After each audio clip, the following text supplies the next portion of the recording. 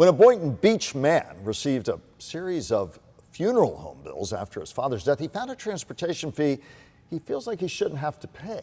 And so that is when he called Contact 5 and, of course, investigator Dave Bowman for help.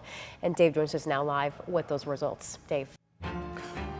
Honey, Michael Eric Vigod said he never thought he'd be looking at a $300 transportation charge if somebody simply asked him where to take his dad's remains after his father's death. He was the first in his family to go to college.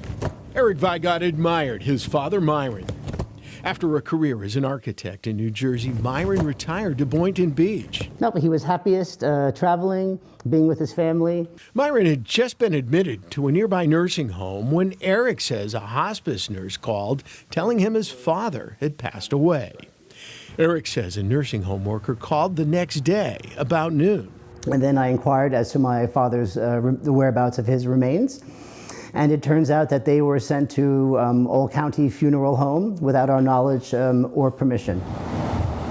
The All County Funeral Home in Lake Worth Beach is where many adult care facilities in Palm Beach County send remains when family members have not designated a place. Eric says he was never asked. I contacted Old County Funeral Home and requested that his remains be sent to Beth Israel Memorial Chapel because we are Jewish and we'd like to have Jewish arrangements. After Myron's body was driven to Beth Israel in Boynton Beach, he got a bill learning that 13-mile trip cost $300. How does that make you feel? It was very upsetting. So it's really not about the money. For us, it's incidental.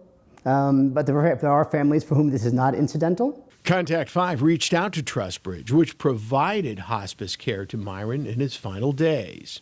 In an email to Contact 5, Trustbridge wrote, "We attempted to notify the family of the patient's passing, but were unable to make contact prior to having to transfer the remains." Trustbridge was unaware that Mr. Vigod received an invoice from Beth Israel for the transfer, but will certainly reimburse the grieving family for these services.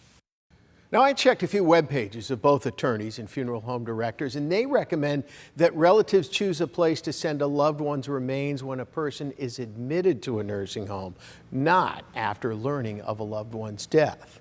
I'm Contact 5 investigator Dave Bowman, WPTV News Channel 5.